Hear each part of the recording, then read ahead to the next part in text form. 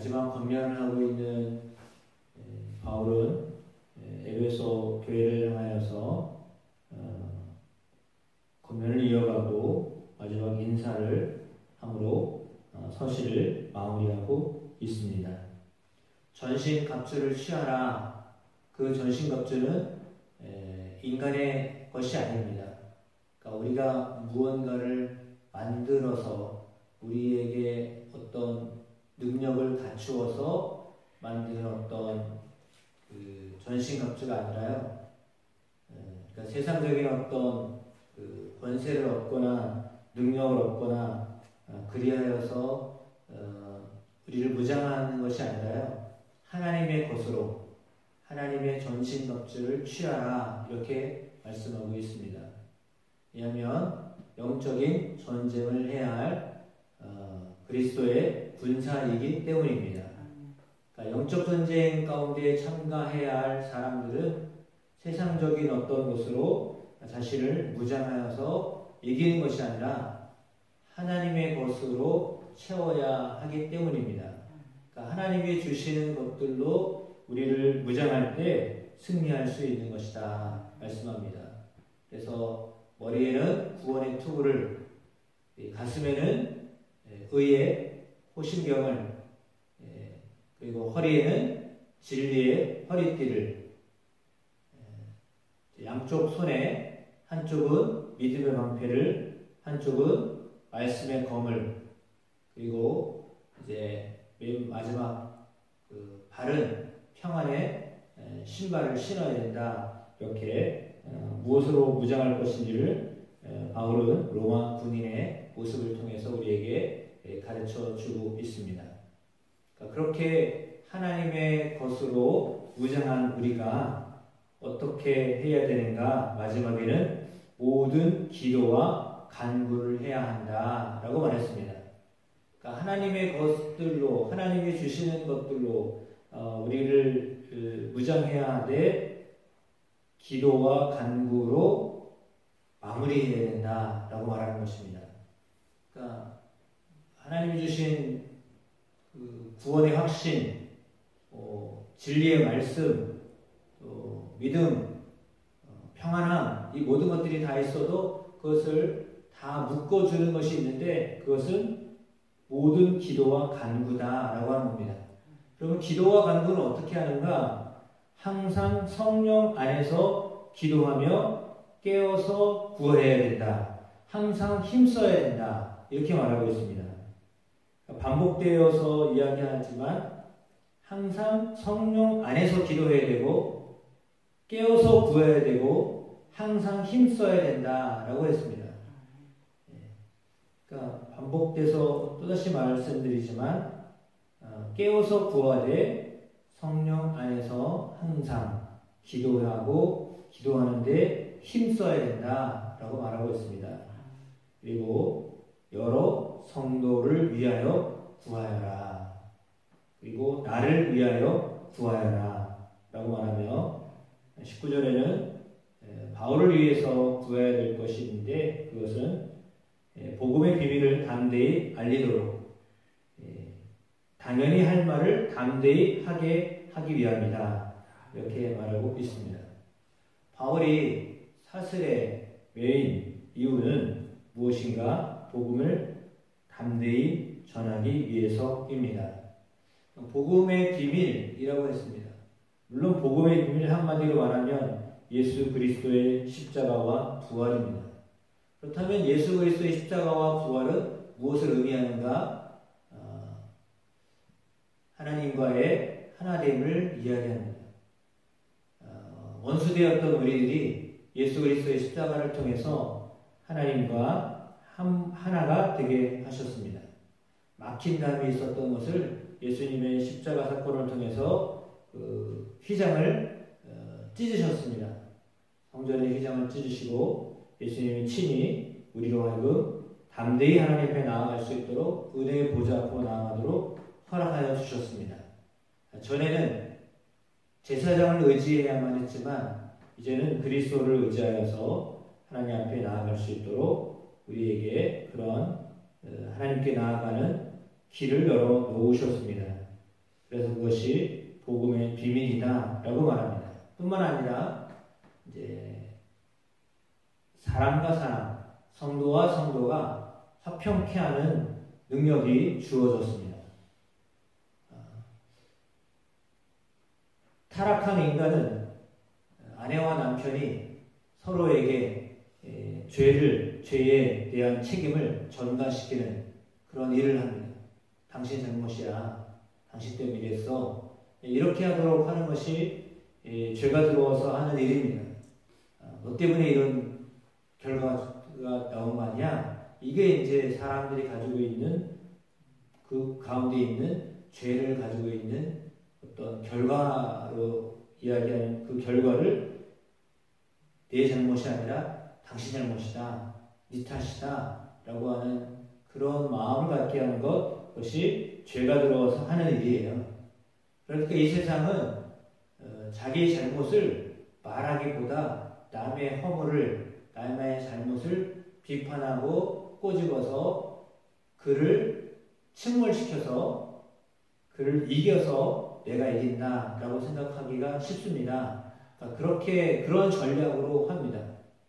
그러니까 선거를 할 때도 네거티브 전략을 해서 흠집을 내서 내가 이기려고 하는 그런 것이 세상 속에 죄가 들어왔기 때문에 벌어지는 일들이에요. 그렇다면 그 모든 일들을 다 평정시키신 사건이 예수님의 십자가 사건이고 부활 사건입니다.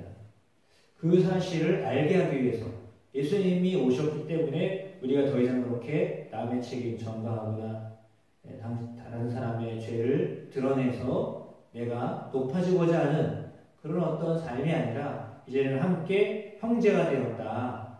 하나님 안에서 자녀가 되었다. 똑같은 백성이 되었다. 특별히 그것은 유대인과 이방인이 구별되지 않는다. 이제는 예수의 피로 예수의 보혈로 하나가 되었다.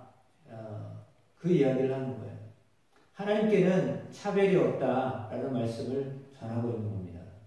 앞에서도 말하고 있는 자녀와 부모와의 관계, 상전과 종과의 관계, 남편과 아내의 관계, 이 모든 관계들이 더 이상 어떤 차별로 가지 않는다라고 하는 것을 말해주고 있습니다. 그 복음의 비밀을 담대히 전하려고 하는데 그러면 누구 앞에서 이 말을 전하려고 하느냐? 로마에 가서 황제 앞에 내가 담대히 전하고 싶다라고 하는 거죠. 당시의 황제는 신으로 추앙을 받았던 시절이잖아요. 그런데 그 앞에 가서 예수가 주이시다, 예수가 그리스도이시다, 그리스도께서 그 일을 행하셨다라고 하는 말을 전하고 싶다라고 하는 것이 바울의 소원이었습니다. 그 일을 잘 할 수 있도록 나를 위해 기도해 달라라고 말하는 것이 오늘 기도의 제목입니다. 그렇다면 우리가 기도해야 할 것은 무엇인가? 오늘 바울을 위해서 기도해 달라, 자기를 위해서 기도해 달라라고 했던 것처럼 또한 우리도 복음의 비밀을 담대히 알릴 수 있도록 하나님께 기도하는 것, 이것이 또 우리가 기도해야 할 기도의 제목입니다. 그리고 성도들을 위하여서 기도하는 것, 그것이 우리의 기도의 제목이 되어야 될 줄로 믿습니다. 그리고 마지막으로 인사를 하고 있습니다. 인사 가운데 첫 번째는 두기고라고 하는 신실한 일꾼을 너희에게 보냈으니 그가 우리에게 있었던 모든 일들을 너희에게 알게 할 것이고 또 너희의 사정을 우리에게 알도록 하기 위해서 그를 보냈으니 특별히 그를 잘 대해 주어라 라고 하는 권면을 하고 있습니다. 뿐만 아니라 맨 마지막으로 인사를 하되 하나님 아버지와 주 예수 그리스도께로부터 평안과 믿음을 겸한 사랑이 형제들에게 있기를 원한다 라고 하는 권면을 하는데요. 이거는 그냥 문구이기도 하지만 실제로 그 안에는 신학이 들어가 있습니다. 어떤 신학이냐면 하나님 아버지와 예수 그리스도가 같은 위격을 가지신 분이다. 라고 하는 것을 고백하는 겁니다. 하나님이 훨씬 높으신 분이고 예수님이 아주 낮은 분이다 라고 하는 어떤 그런 것이 아니라 예수님을 하나님 아버지와 동급으로 같이 놓은 거잖아요.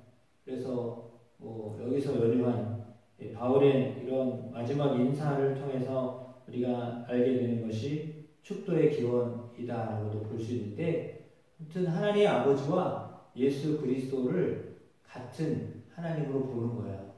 그러니까 예수님이 하나님이시다라고 하는 믿음이 그 안에 들어가 있습니다.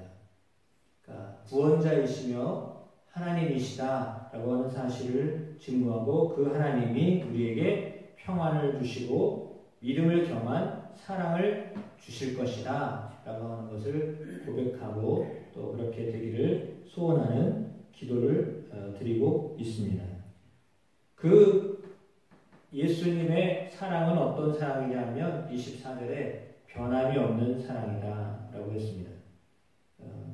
우리말 성경에는요, 이 변함이 없이라고 하는 단어를 어떻게 썼냐면 불멸하는 이렇게 표현을 썼습니다. 어쩌면 이것이 더 명확한 표현이다라고 볼 수 있습니다. 그러니까 불멸하는 사랑, 그러니까 끝이 없는 사랑이죠. 변함이 없다라기보다 끝이 없는 사랑입니다. 절대 식어지지 않는 사랑입니다. 그러니까 아마 변함없는 사랑이라고 썼습니다. 하나님 예수 그리스도를 변함없이 사랑하는 모든 자들에게 은혜가 있을 것이다 라고 하는 겁니다. 변질되지 않는 그런 사랑을 가지고 있는 사람들에게 은혜가 있게 될 것이다 라고 말씀하고 있습니다. 따라서 우리가 주님을 변질 없이 불멸하게 사랑하는 그런 마음이 늘 우리 가운데 있게 되기를 축복합니다. 사랑하는 마음을 갖는다라고 하는 것은 사랑이라고 하는 말 자체가 사랑, 삶, 생각 다 같은 그 언어에서 나온 것이기 때문에 늘 생각하는 것을 말하겠죠. 항상 생각하고 항상 바라보고 그렇게 있으면 예수 그리스도의 사랑이 우리 가운데 은혜로 임하게 됨을 믿습니다. 은혜는 사랑입니다. 하나님 예수 그리스도의 사랑을 모든 믿는 자에게 주신다라고 하였는데요. 그 은혜가 분명히 우리에게 있게 하실 줄로 믿습니다. 따라서 오늘 말씀을 마무리하면서 우리에게 들려주시는 하나님의 음성은 너희가 모든 것을 갖추었어도 기도해야 한다. 항상 기도하고 기도하는 일을 힘써야 된다라는 것입니다. 그리고 하나님이 이제 우리에게 위로를 허락하기 위해서 사람들을 붙여주신다라고 하는 것입니다. 사람을 붙여주시는 이유는요, 위로하기 위함입니다. 위로를 주시는 사람들을 붙여주시고 그들을 통해서 그리스도의 사랑을 계속 느끼게 하시되 그 은혜가 여러분의 삶 가운데 있게 되기를 주님의 이름으로 축복합니다.